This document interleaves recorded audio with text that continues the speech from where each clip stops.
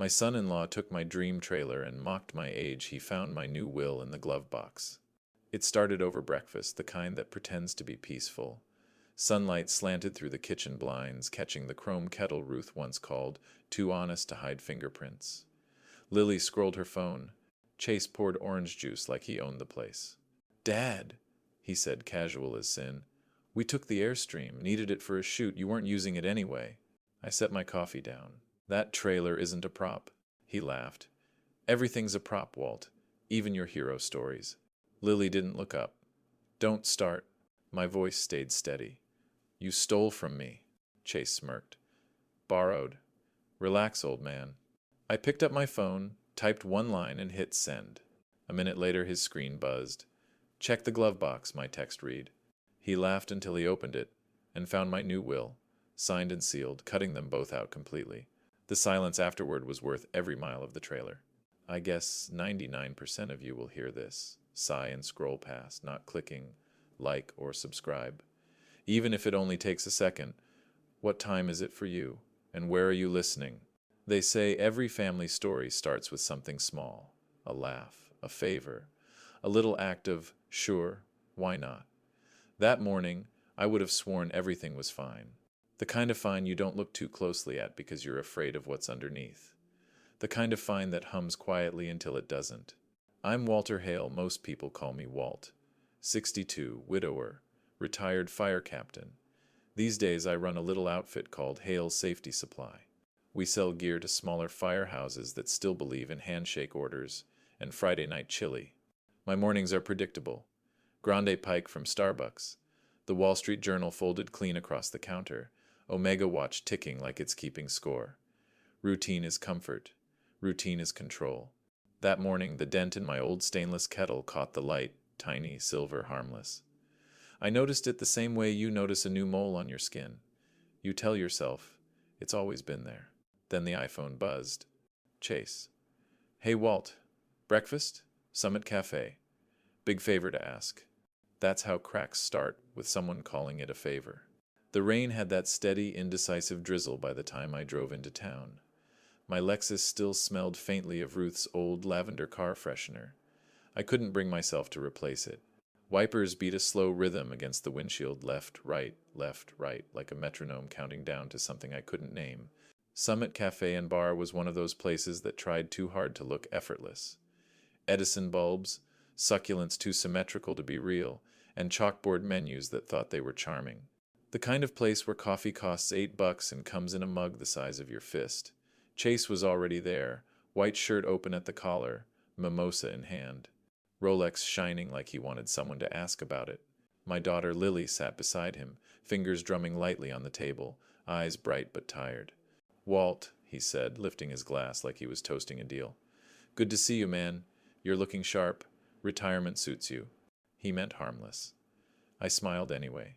"I stay busy." Chase leaned forward, elbows on the polished wood. "So here's the thing.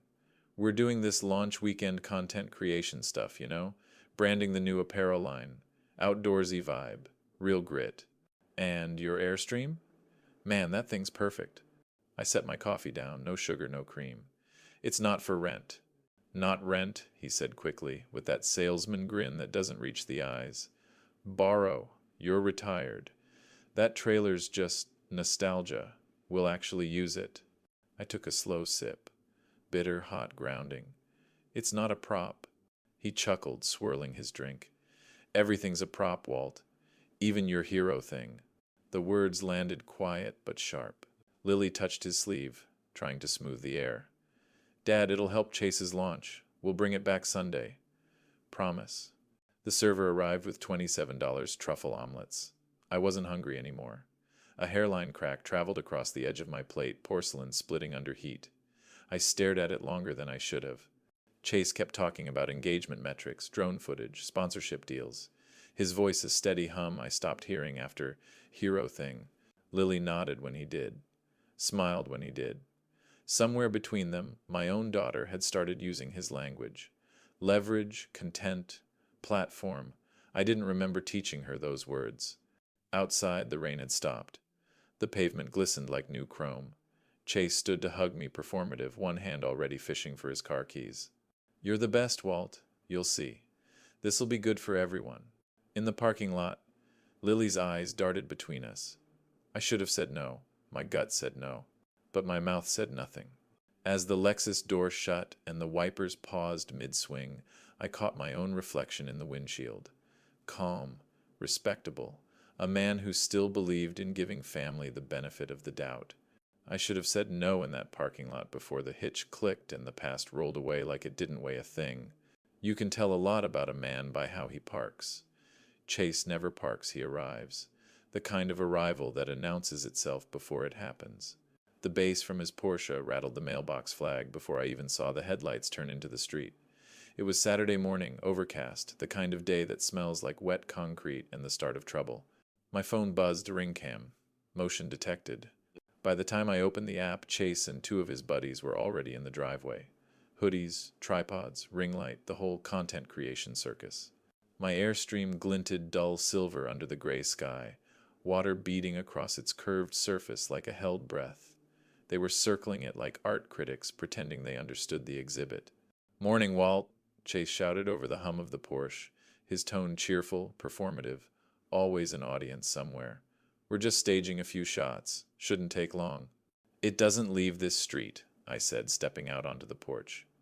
I didn't raise my voice. I didn't need to. The authority comes from tone, not volume, something you learn in command. He grinned, phone already up, filming. "Guys, Dad says the relic stays. That's adorable." The word Dad hit wrong. He only used it when he was trying to sound friendly in front of other people. Otherwise it was Walt. Or Sir, when he was mocking me. Lily got out of the passenger seat, Dior bag tucked under her arm like a shield. "Chase, please," she said quietly. "He means it. Let's just shoot in the driveway." But Chase had already turned to his friends. "Boomer rules, man. Doesn't get that this is business." I looked past them. Neighbor Paul was out collecting his mail, Vietnam vet. Stooped a bit now. Still wore his old unit cap. He paused at the curb, eyes on me. We didn't speak, didn't have to. He knew the language of pride and restraint better than anyone. Rain started again, light, then steady. The kind that makes everything shimmer but never cleans it. The camera light flickered against the raindrops like cheap lightning. I took a slow breath, trying to let it go. "Chase," I said evenly, "you're not licensed to haul that trailer. The hitch isn't rated for your Porsche. You're going to wreck it or worse." He smirked. "You worry too much. That's your generation's thing, right?" "Worry, save, repeat," he winked at Lily. "Don't film this part. Old school tension. Not good for the brand." Lily's hand found my shoulder. "It's one weekend," she whispered. "Please, Dad, don't make this a fight." But it already was. I stood there, watching as Chase crouched, aligned the hitch, and signaled for his buddy to back the Porsche in. The grinding clink of metal on metal hit a nerve somewhere deep, the sound of a tool being used wrong. I wanted to stop him, to pull rank, to order, to yell. Instead, I watched. Because sometimes yelling just gives the fool more spotlight. When the trailer finally rolled off the driveway, the neighborhood watched from behind half-drawn curtains. A woman across the street pretended to water her plants. Paul turned, mail still in hand, and disappeared back inside. No one waved. No one stopped them.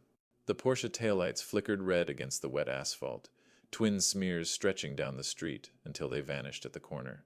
I stood in the rain until it soaked through the cuff of my jacket. The ring camera blinked its little blue light, recording everything. My stillness, the empty space where the trailer used to sit, the silence that followed them. Back inside, I toweled off my hands, opened my phone, and typed a message to Lily. For the record, I did not consent to the trailer being used for commercial purposes. Then I saved the ring footage. Evidence, not anger. By dinner, the rain had turned the street into a mirror, and I could see exactly what I'd let them take. They called it a neutral brunch. That was Elaine's word, not mine. Her house in Brookhaven was the kind of place that whispered money even when no one was speaking.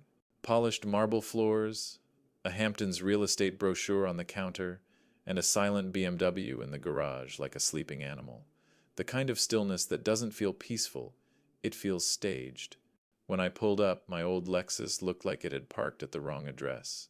Lily and Chase were already there. She waved from inside, smile thin, eyes quick. Chase was on his phone, scrolling like the conversation hadn't started yet, but he was already winning. Elaine Hale, no. Elaine Mercer, she corrected me once, met me at the door in a cream sweater that probably cost more than my whole outfit. Walter, she said warmly, so good of you to come. We just thought it might be helpful to align expectations. Align expectations. That's corporate talk, for we're about to insult you politely. Victor, Chase's father, sat at the head of their glass dining table, iPad open to a spreadsheet. Coffee, Walter? He asked without looking up. Single origin. You'll appreciate it. I didn't, but I took it anyway. It was lukewarm. Chase looked up from his phone just long enough to smirk. We just want things to be smooth, man. No drama. Everyone on the same team. I leaned back. Which team is that? He grinned like I'd made his point for him. The future. Content, partnerships, scaling. The trailer's part of that story. It's heritage branding. Elaine chimed in, voice like honey hiding the sting. You should be proud, Walter. They're taking your legacy and modernizing it, making it relevant again. Relevant, I repeated, turning the word over like a bad penny. Victor chuckled. Look, men like you were necessary once. My father was military too. But this next generation? It's about strategy, not sweat. I looked up from my coffee. We pulled a kid out of a burning laundry room in '99. She lived. Chase rolled his eyes. Yeah, the Greatest Hits album. The sound of that phrase, greatest hits, made something in me go very still. I looked at Lily. She sipped her water like it might wash away the moment. Didn't meet my eyes. Didn't defend me. Elaine smiled, that careful, pitying smile I've seen people give hospice patients. We're just saying, Walter. There's no need to cling to old symbols. It's dangerous work for nothing, really. You've done your part. Now it's time to evolve. Support their lifestyle pivot. You'll be happier when you see them thriving. I counted the tiles on the floor. 10 across, each perfectly aligned. My pulse found a rhythm there, steady, mechanical. For a second, I saw Ruth hospital bed, Cedars-Sinai, her hand trembling in mine. Don't let anyone spend your name, she'd whispered. It's the only currency that holds. Evolve, I said quietly. Is that what we're calling it? Chase smiled, mistaking quiet for concession. Exactly. Evolve the brand. We'll make your legacy shine. I think you already have all the shine you need, I said, setting the coffee down untouched. Elaine blinked. You're leaving? I've been listening. And I had. To every word that turned service into aesthetic, sacrifice into story, to the way my daughter's silence spoke louder than any insult in the room. Outside, the wind had picked up. The Lexus door shut heavier than usual. In the rearview mirror, I could see their marble kitchen glowing through the window, bright, sterile, and lifeless as a showroom. On the drive home, the windshield wipers kept time with a sentence I didn't want to say out loud. You've already lost her. The thing about people like Chase is they always think the show is still going, even when the curtain's already come down. It was Sunday afternoon, and I was watching him on my iPad, the lakeside activation, as he called it. The live stream was plastered across his brand page. Him in a white linen shirt, sunglasses dangling from the collar, pretending to know how to unroll an awning. The Airstream gleamed behind him like a rented dream, polished within an inch of its life. Comments were pouring in. Love this retro vibe. Where's that lake? So authentic. Authentic. I almost laughed. That trailer had seen real smoke, real miles. They were just playing dress-up in its reflection. The camera panned and caught Lily in the background barefoot on the grass, holding a Tiffany bracelet that sparkled under the string lights. She looked tired. Pretty, but tired in a way that wasn't about makeup or lighting. Then I heard it a hiss, faint but unmistakable. Even through the tinny speakers of the iPad, I knew the sound of pressure escaping. A flat tire. The kind that makes an amateur panic. Seconds later, my phone rang. Hey, Walt. Minor issue, Chase said, trying to sound calm. The wind and water behind him were louder than his voice. Got a little situation here.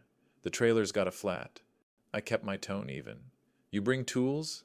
A pause. We were, gonna borrow some from the park office. You're 50 miles from a park office. Yeah, I'm realizing that. Nervous laugh. Anyway, I thought maybe you'd know where the, spare is? Check the glove box. Why would... Just check it. There was some fumbling, the sound of the glove compartment snapping open, a paper shuffle, and then silence. What am I looking at? He asked finally. Dude? A will? Seriously? Read the blue page. Another pause, longer this time. In the background, I could hear Lily. Chase, just fix the tire. What does it say? Chase read aloud, the cockiness draining out of his voice with every line. Conditional disinheritance, conduct clauses, ring footage, admissible supplement. What is this? A boundary, I said quietly. One you can hold in your hand. The only sound for a while was the wind, then Lily again, softer. Did you know about this? Chase didn't answer her. He was reading now, faster, my lawyer's letterhead, the clause about use of family assets in a manner consistent with community respect, the notarized letter of wishes explaining how actions, not apologies, determined legacy. When he finally spoke again, his voice had lost that influencer polish. You can't just change it like this. I already did. Over a trailer? It's not about the trailer, I said. It's about knowing the difference between ownership and access. You've had plenty of one and none of the other. He started to say something in insult, maybe, but stopped. The live stream must have still been running because I heard him hiss, End it, now. I leaned back in my chair, the Mont Blanc pen from that signing day still sitting on my desk, black ink dried along the nib like a scar. I remembered the scratch it made when it hit the paper. Commitments make sound. On the screen, the feed went dark. My pulse, which had been steady all morning, finally slowed. By the time they stopped reading, they finally understood the difference between a prop and a contract. Summit Ridge Country Club had that kind of shine money buys to look like restraint. White linens, manicured greens, chandeliers that pretended to be modest. Even the air smelled curated lemon polish and faint cologne. It was a place built to convince you that civility was still a currency. I arrived 5 minutes early. Old habits? Valet took the Lexus, white gloves flashing in the Sunday my Omega read 213. The watch was steady. I wasn't. Inside, the private dining room buzzed with rehearsal energy string quartet tuning, a floral centerpiece trying too hard, waiters rehearsing their choreography. This was the brand wedding Chase had been talking about. Not a marriage, a campaign launch with vows. Lily waved me over. Her voice was light, rehearsed. Dad, we're just tasting the menu, try the short rib, it's amazing. I smiled, set my wallet on the table, and slid a folded note under it. 3 sentences I'd written the night before. Quiet, simple. 3 things, I said, voice low enough for only our table to hear. Return the trailer. Apologize to Paul, and you don't belittle the job again. Chase leaned back in his chair, napkin dangling from his fingers. He's extorting us, he announced, loud enough for the next table to hear. Cute. His parents chuckled politely, the kind of laugh that's all teeth. Elaine's diamond bracelet caught the light as she set down her glass. Walter, dear, let's not make this awkward. We're all family. I kept my eyes on Lily. 3 things, that's all. She looked at Chase, then at me. Something shifted behind her eyes, steel where there used to be warmth. Dad, stop undermining my fiancé.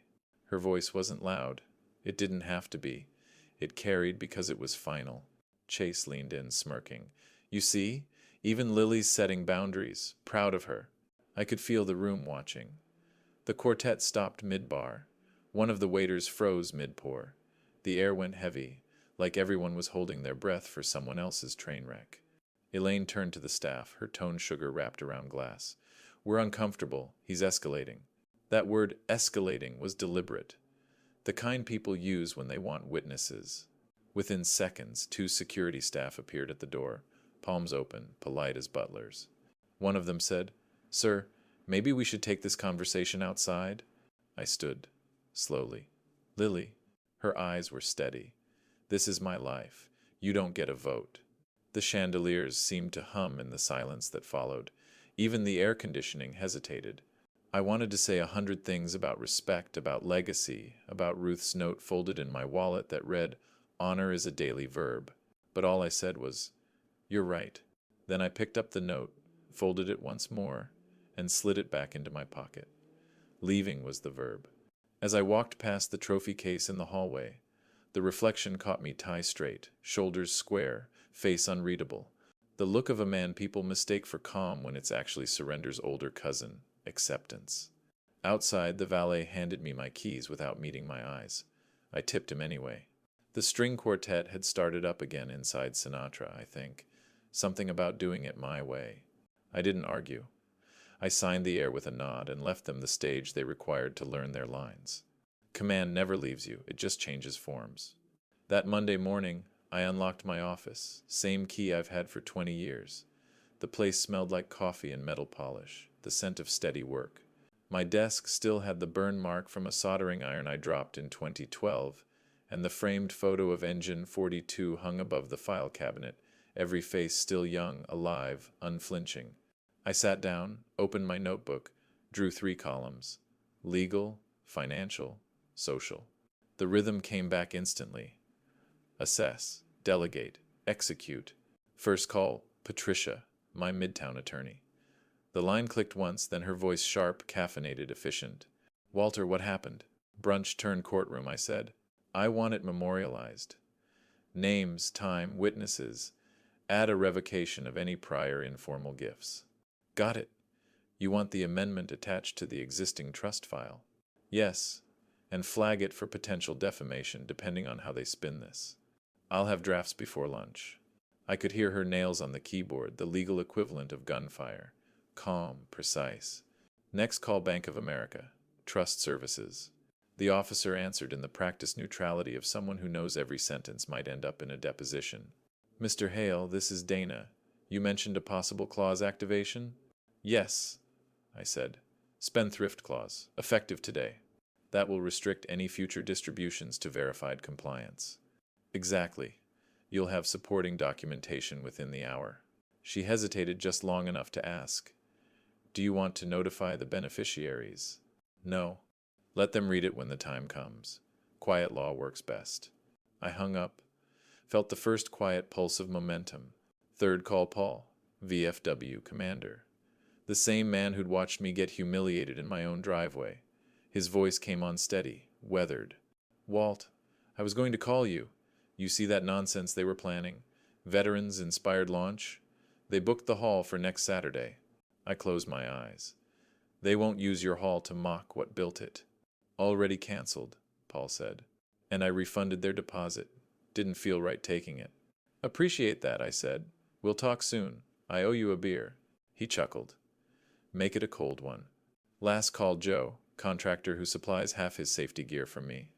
A good man, hands like rope, loyalty like rebar. Hey, Walt, he said. Weird one. Chase reached out. Wanted safety helmets and extinguishers on credit, said it's for a promo shoot. You good with that? Cash only, I said. Or not at all. A pause. Got it. Oh. Another quiet yes. When I hung up, I sat back in the leather chair, old, cracked at the seams, still solid. The iMac fan whirred faintly, the sound of systems working unseen. I opened the legal folder Patricia had sent through. Firm letterhead, precise font, dated, time-stamped. My name above theirs, every clause a lever, every signature a gate. For a moment I just looked at the photo again. Engine 42, sunlight bouncing off helmets. I remembered the incident, command board magnets sliding from green to yellow to red. Who needed what kind of help? Who needed distance? It was never about control. It was about order. By sunset I hadn't raised my voice once. And still the ground under their house had shifted a full inch. The world doesn't collapse with explosions, it collapses with envelopes. Tuesday morning, I was back in Midtown 18th floor, glass walls, sirens drifting up from the street below like ghosts trying to reach heaven through concrete. Patricia's office smelled faintly of toner and lemon wipes. A framed diploma from Columbia Law hung perfectly level behind her desk, balanced between 2 black and white photos of courthouses. Mr. Hale, her paralegal said, sliding a file across the desk. We've attached the ring footage to the incident memo, just as you requested. I uncapped my Mont Blanc, the click of metal on metal sounding almost ceremonial. No charges, I said, flipping through the pages. Paper trail only. Patricia raised an eyebrow. You sure? Unauthorized use, recorded evidence, reputational damage, you've got a solid case. I looked up at her. I'm not vindictive. I'm precise. She smiled faintly. Lawyer code for respect. We'll file the civil notice and lock the documentation. That'll be enough. By the time I signed the affidavits, the sirens outside had faded into a single steady hum. Black ink spread across the signature line, clean, deliberate, a small night blooming on white paper. When I got home, the ripples had already started. First, a text from Joe, my contractor friend. Pulled my bid from his build-out like you asked. Too risky. Heard he's behind on payments anyway. Then, a notification ping from Facebook. VFW Post 1184 had published a new policy update. We honor service by honoring conduct. Venue use will reflect respect for those who served. No names, no need for names. 2 hours later, an email from Bank of America. Spendthrift clause activation acknowledged. Beneficiary disbursements paused pending compliance review. A quiet click in the system. Nothing dramatic. Just an algorithm adjusting its loyalties. By evening, Chase's sponsor roster started thinning like hair under stress. A boutique bourbon company reevaluated brand alignment. A fitness apparel partner postponed collaboration pending clarification of business direction. Corporate language for, your name's making people nervous. At 9:37 p.m., Lily texted, What did you do? I typed, then erased, then typed again. Accountability isn't punishment, Lily. It's continuity. Then I deleted that too. Some lessons have to arrive without a caption. Instead, I brewed coffee. The old percolator hissed and sputtered like it was exhaling smoke from a long day. I sat at the kitchen table, same one Ruth used to balance the checkbook on. I remembered her handwriting, slanted and stubborn, scratching out checks to neighbors when cancer bills crushed them. We do what's right, she'd say, not what's easy. Mercy and discipline in the same hand. The inbox filled slowly. Sponsorship withdrawals. Contract pauses. One polite apology from Chase's PR manager that sounded like it had been written by an intern terrified of spelling errors. Every ping was a small, satisfying sting paper cuts that bled reputation instead of blood. Not ruin, just consequence. When the mail came the next morning, it sounded like ordinary paper, until you realized it was the sound of doors easing shut. Rumors have a funny kind of gravity. You don't have to push them, they find their own orbit. It started on a Thursday night. I was sitting in the living room, CNN murmuring low about another budget deadlock. The MacBook Air rested on the coffee table, the blue light catching the edges of the old family photo beside it. Ruth in her garden hat, Lily missing her front teeth, all of us pretending the sun wasn't in our eyes. The house smelled faintly of lavender. Ruth's scarf still hung in the hall closet, and time hadn't had the nerve to wash it out yet. A ping pulled me back to the screen. Neighborhood Watch, Brookhaven edition, had a new post. Janet L. Did anyone else lend equipment to those influencers who never asked? Pretty sure that Airstream in their video is Walt Hales. The attached image froze me for a second. A screenshot my Airstream shining under those ridiculous string lights by the lake. The same shot I'd watched through my iPad weeks ago. Only now it was framed by a caption about ethics and community trust. The comments came fast. Brad, 54. Clout chasers. Block 'em. Sudi. He took Walt's trailer? After all he's done for this town? Lydia H. That's the retired fire captain, right? Always helped with the safety drives? Every new line felt like a drop of rain before a storm. Quiet, then louder. My phone buzzed. Lily. Dad, take this down. I typed. Then deleted. I didn't post it. Because I hadn't. I didn't need to. The story was telling itself now. For a few minutes I just watched. The cursor blinked in the empty comment box like an invitation to lose my temper. I didn't accept. Chase would. He always did. And every word he'd post would dig him deeper. I closed the laptop, took a slow breath, and opened the drawer where I keep the Airstream's spare key. The metal was cool, smooth, except for a tiny burr on the edge, a scar from the day Ruth dropped it on the garage floor, laughing at her own clumsiness. Memory sticks where metal bends. That small imperfection grounded me. Then I made my next call. Paul, I said when the VFW commander picked up. You still doing the scholarship night this month? Next Sunday, he said. Same time. You want a table? No, I said. I want the microphone. He laughed softly. You planning to finally tell one of those engine stories? Something like that. After I hung up, I opened a new email. to Bank of America Trust Services. Subject, Scholarship Disbursement Authorization, Ruth Hale Service Fund. I typed the criteria line myself. Awarded annually for service above self. It wasn't revenge. It was calibration. A reminder of what community meant before hashtags tried to define it. The stove clock said 7:02, though it's been a minute fast since 2015. I adjusted my omega to match. Details matter. Timing matters more. By Sunday at 6:30 p.m., the VFW would be full students, parents, veterans, council members, the same neighbors who watched from behind their curtains that day in the rain. And this time I'd be the one holding the mic. By the time the VFW printed the programs, the town already knew who would be listening and who would be learning. The day before a storm always looks normal. That's what fools people. The calm doesn't mean safety, it means sequence. Friday morning, Starbucks line. I ordered the usual grande pike, splash of half and half. While the barista called my name wrong again, I reviewed the tabs in the red folder spread open on the table. Will summary, conduct clause extract, incident timeline. Each section labeled in Ruth's old handwriting, steady, looping, impossible to imitate. I ran my thumb along the folder's edge, polished the plastic until it caught the light. She used to say, if it's clean, it's credible. By noon, the evidence was paginated, not emotional. Bank emails confirming the clause activation. The memo from Patricia's office, incident timestamp down to the second. Everything factual, not performative. I wasn't staging a takedown. I was staging a standard of care. Across town, Chase was spinning. His rented studio was everything you'd expect from someone who confuses aesthetics with achievement. White cyclorama backdrop, fake ferns in gold pots, a bar cart stocked for show but never use. I watched part of it later in the recording a friend sent me. He was on a Zoom call with a Scottsdale venue operator, pacing in front of the camera like a salesman at the end of his script. My father-in-law is confused, Chase said, adjusting his smile between desperation and charm. He's tanking our event.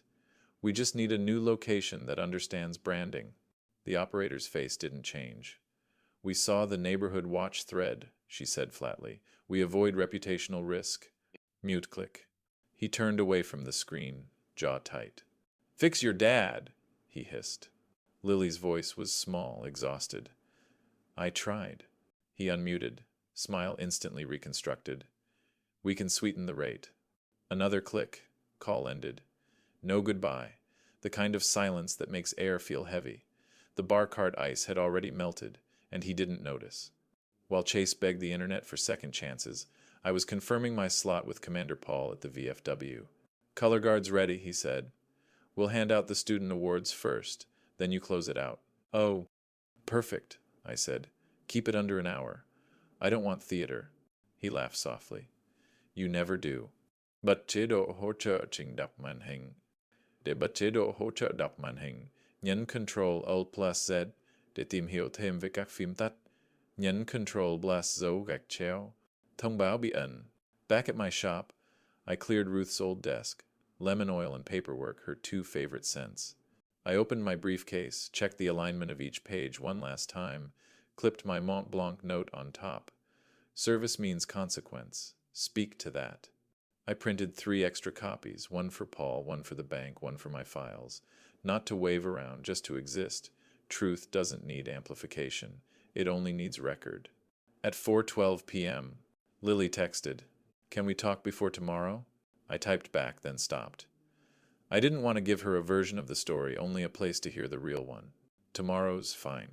Evening settled slow. I checked the omega against the stove clock, 1 minute fast. Still. I didn't fix it. Some mistakes keep you punctual.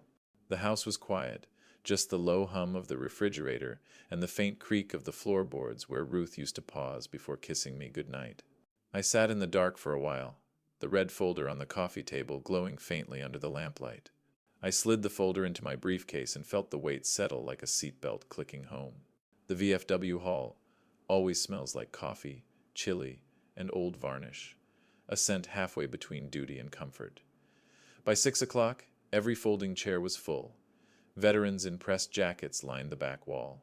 Students and parents clustered near the front, the nervous ones gripping envelopes like passports. Commander Paul stood behind the podium, his voice low and solid as gravel. "Tonight," he said, "we honor those who run toward trouble. Service above self, that's our legacy." The flag bunting rippled faintly each time the door opened. Outside, dusk had settled like a held breath. On the table beside the stage, Ruth's photo stood between two carnations tucked in a firefighter's boot. It wasn't decoration, it was memory with weight. One by one, the scholarships were handed out. Paul called names. Applause followed like steady rain. A student with a trembling voice took the mic. "My dad's a volunteer firefighter. I want to be an EMT." The room clapped again, louder this time. Pride is contagious when it's earned. Then Paul looked toward me. "Walt," he said, "would you close us out?" I stood, straightened my jacket, felt the red folder's weight in my hand. The air shifted, chairs creaked, whispers hushed. From the back, I saw them. Chase and Lily, half hidden near the exit, trying to look invisible but standing out in the act. I walked to the podium. "I served 30 years, I began. My voice didn't need to reach for volume. The acoustics did that for me. When you spend that long around fire, you start thinking in checklists. Oxygen, fuel, ignition. You take something dangerous and reduce it to process. Service works the same way. Ask, respect, return. That's the checklist." I let the silence breathe. "When people treat service as a prop," I continued, "we withdraw the prop." A murmur swept through the room, small, confused at first, then understanding. I didn't raise the folder, didn't wave it like proof. It wasn't theater. It was testimony. "This community," I said, "was built on mutual respect. We don't humiliate, we don't exploit. We show up, we repair, we return. The trust Ruth and I set up her fund will go to students like the ones you've seen tonight. It will never go to anyone who mistakes another person's work for content." Paul stood at attention beside the flag. No one moved.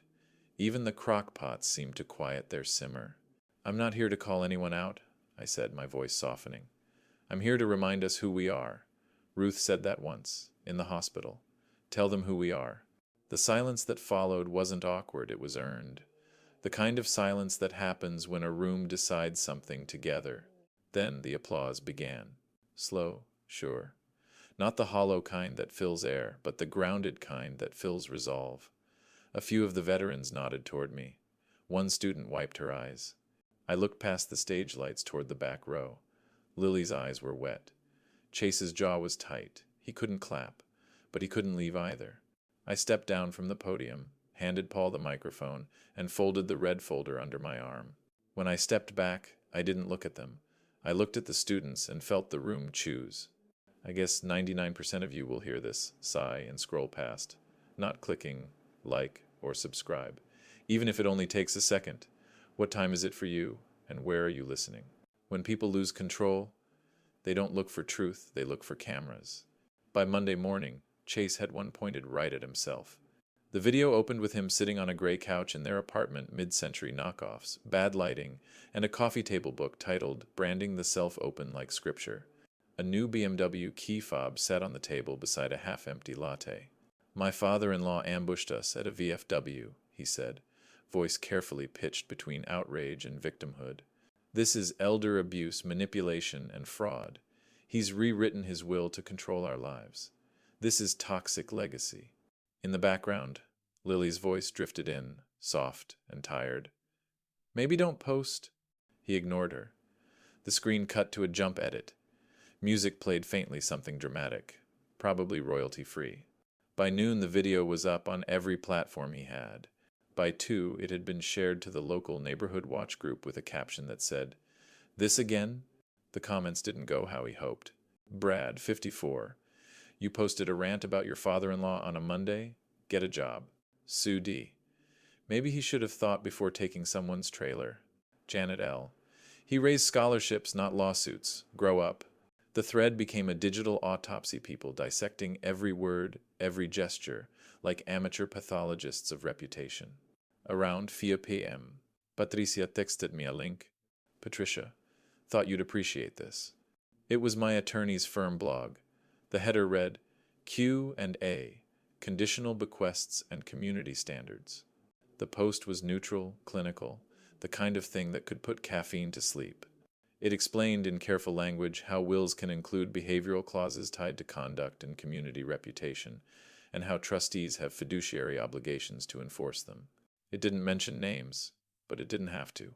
The firm logo gleamed crisp in navy and white. Authority has its own aesthetic. I called her. You posted that for me? She chuckled. We posted that for the internet. I smiled, leaning back in my chair. Procedure beats rage every time. By evening, the algorithm had done its quiet math. Chase's videos stopped gaining traction. His followers started dropping off.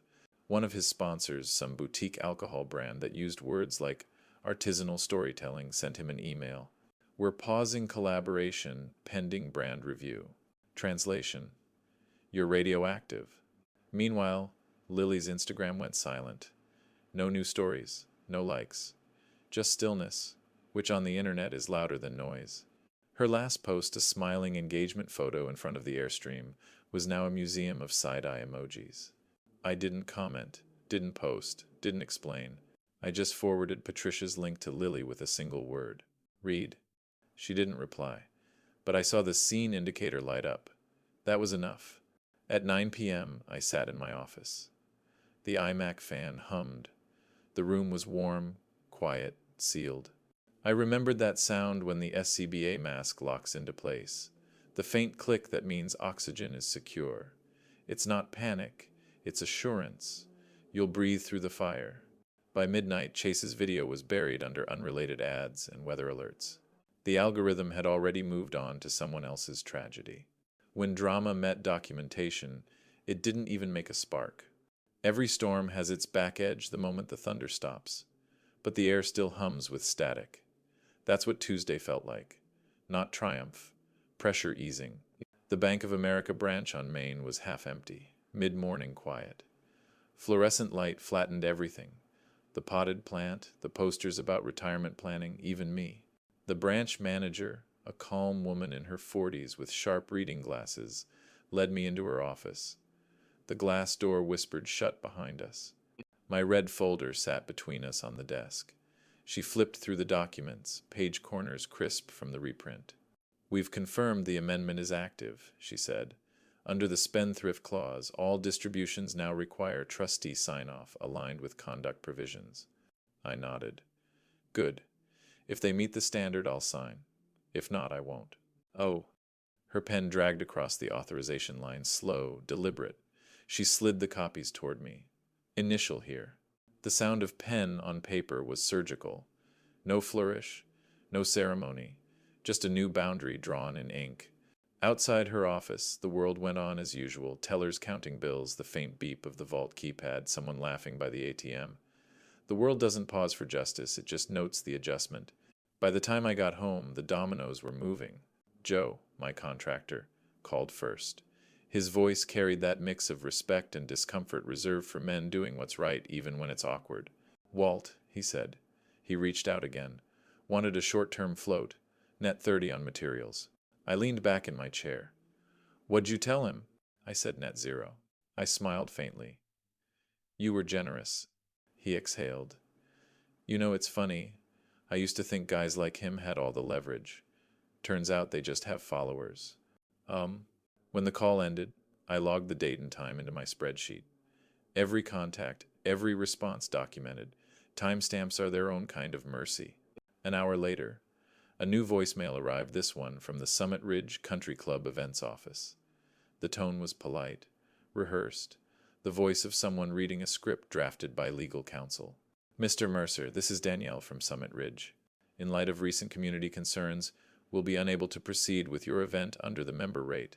Your deposit will be refunded, minus administrative fees. We wish you the best. I imagined the look on Chase's face when he heard that message, the same confusion he wore every time consequences arrived without drama. At 4 p.m., I shut my MacBook Air and walked the hallway. Ruth's scarf still hung by the door, faint lavender clinging to it after all these years. She used to wear it to neighborhood drives, tying it in a loose knot as she said, "Service is for the living, Walt. Sometimes that means saying yes, sometimes no." I paused, touched the fabric, then turned off the hallway light. No one ever teaches you that grief and order sound the same: paper sliding into folders, drawers closing, air settling after movement. I wasn't gloating. I wasn't punishing. I was administering. When I returned to my desk, the briefcase sat ready, papers aligned, pen clipped in place. The system was set, the trust sealed, vendors briefed, club refunded. Nothing loud, nothing public, just levers quietly returned to neutral. By the time I closed my briefcase, it felt less like revenge and more like weather. The front had moved through. The phone rang at 11:17 p.m., a time reserved for emergencies and regrets. I almost didn't answer. The house was dark except for the soft glow of the kitchen clock and the hum of the refrigerator. When I picked up, the line crackled once, then her voice came through. "Dad? I'm here." She didn't sound rehearsed this time. No edges, no performance, just air and guilt. I messed up. I waited a beat. Silence is a better teacher than anger. "Be specific." Her breath hitched. I chose what felt easier. It wasn't easier. From somewhere behind her came Chase's voice, muted but sharp, like a knife wrapped in cloth. "Don't," then her whisper, small but steady. "I'm going." Click. I stood there for a moment, phone still in hand, staring at the dark window. Outside, the city's hum was faint, one distant plane, a car door, someone's TV laughter floating thin through the air. I could almost smell the cold. The omega on my wrist ticked past 11:20. I rubbed my thumb along the crystal, feeling the small nick at 12 o'clock where it had once clipped a ladder years ago. Imperfections keep time, too. I typed a message. "Coffee. Morning. 10. Public. Your choice of shop. No lectures, no negotiations. Just structure." She replied 4 minutes later. "I'll be there. Alone." That one word alone sat heavier than the rest of the text. I exhaled, turned off the kitchen light, and finally went to bed. For the first time in months, I didn't leave CNN murmuring in the background. I didn't need the noise. The night itself was enough company. Sleep came in waves, brief, shallow, but merciful. Somewhere between dreams, I saw Ruth standing in the shop doorway again, wiping sawdust from her hands, smiling that tired, knowing smile, the kind that meant she approved even when she didn't say it. Morning came gray and clear. I was already dressed by 9. The coffee shop was the kind with soft jazz playing and baristas who remember faces but not names. I chose the corner booth near the window visible from the street, sunlight spilling across the table. 2 cups sat cooling between us, black and unsweetened, a line on a map waiting to be crossed. At 10:01, the bell above the door chimed. She hesitated just inside, still in her work jacket, hair pulled back, eyes ringed with exhaustion. For a moment I saw the little girl who used to fall asleep in the back seat on long drives, trusting I'd get her home. Now, she stood across from me, uncertain if she still could. I didn't stand. I just nodded toward the seat. "Coffee's fresh." She slid in, hands clasped tight. "I didn't tell him," she said softly. "I know." A pause, then, "I'm sorry." The words weren't dramatic. They were small, almost shy, but they carried weight. "We'll talk," I said. "But daylight and truth only. No audience." She nodded. Outside, the world moved on, cars passing, people laughing, cups clinking, but inside that booth, the noise dimmed. When families fracture, reconciliation doesn't arrive with trumpets. It shows up in texts sent after midnight, in the courage to meet in daylight, and in the quiet agreement that this time words will mean something. At 10:01 a.m., I was already in the booth, 2 coffees cooling between us like a line on a map. She came without makeup, hair tied back, sweatshirt half zipped, like someone who'd spent more time thinking than sleeping. The morning light hit the coffee shop window just right, turning the stainless counter into a mirror that didn't lie. I watched her reflection approach, steady but hesitant. When she sat down, she didn't look at me right away. She looked at her hands. "I made a list," she said. "Good," I said. "Lists help." "Oh." She unfolded a small notepad-lined paper, handwriting cramped and uneven. The hiss of steamed milk from the counter filled the silence. "Neighbor disrespect," she began. "Taking the trailer without asking. Letting Chase use it for that stupid video. Not stopping him when he mocked Paul's service. manipulating the country club scene to make you look small. I thought I was protecting us. I wasn't. She stopped, breathing through the weight of each sentence. I wanted a life that looked easy, she said finally, voice cracking. I made yours look cheap. I nodded. Keep going. She blinked hard but didn't look away. Chase will call this groveling. It's not, it's inventory. Good word. She pulled out her phone, opened messages, and started typing. Text to Paul. I disrespected you. I'm sorry. I'd like to apologize in person, not to ask anything, but to give it. Does that read like me? I looked at the screen. It reads like an adult. She hit send before she could second-guess herself. Somewhere across town, Paul's phone buzzed next to a half-finished crossword. For a moment, neither of us spoke. The espresso machine hissed again. A barista laughed at something behind the counter. Normal life had the audacity to continue. She reached into her tote and took out a pen. I want to return the trailer tomorrow. I already texted Joe. He said he'll meet me at your shop. I nodded. Good. Bring the spare key. She hesitated, then looked up. Can I read the conduct clause? The one Chase called your control mechanism. I opened my briefcase, slid a photocopy across the table. Not the original, never the original. She scanned the first lines quietly, lips moving as she read. Conditional distributions tied to demonstrated conduct consistent with community standards, respect for property, and verifiable service participation. It's not about punishment, she said softly. No, I said. It's about standard. She exhaled, a sound like release, then folded the paper carefully, almost reverently. I didn't think rules could be merciful, she said. They can, I said, if they're fair. For a long moment we just sat there, the sun shifting slightly across the table, warming the cups. My coffee was still too hot to drink, but I didn't rush it. Patience felt like action, for once. A flash crossed my mind, her at age 8. Snow day, red coat buttoned wrong, cheeks pink, holding a mug of cocoa too full for her hands. It's hot, Ruth had warned her. She'd sipped anyway, tongue burnt, eyes wide. Worth it, she'd said, smiling through the sting. Now across from me, that same girl had come back, older, wiser, willing to burn a little if it meant learning something real. When she stood, she looked steadier than when she came in. Thank you, she said. I didn't say for what. I didn't need to.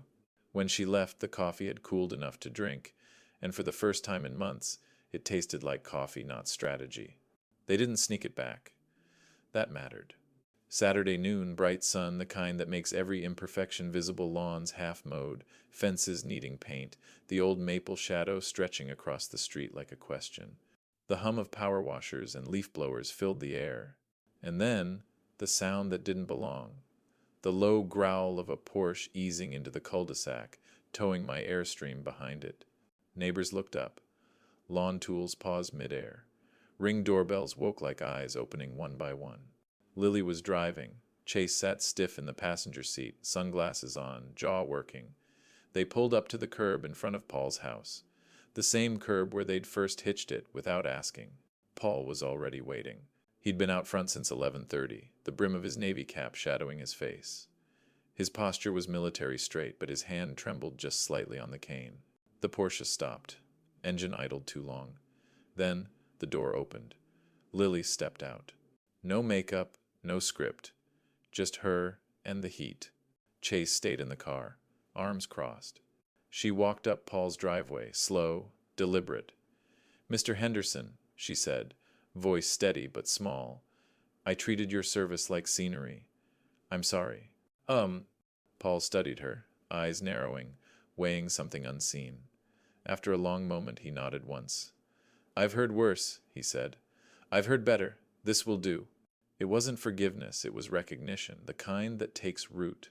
She turned, walked toward me. I stood by the curb, watching the sun bounce off the trailer's aluminum skin so bright I had to squint. For a second, I saw a reflection of another summer, Ruth beside me, both of us lost on purpose somewhere in Utah. The Airstream had always been freedom, not decoration. Lily held out the keys.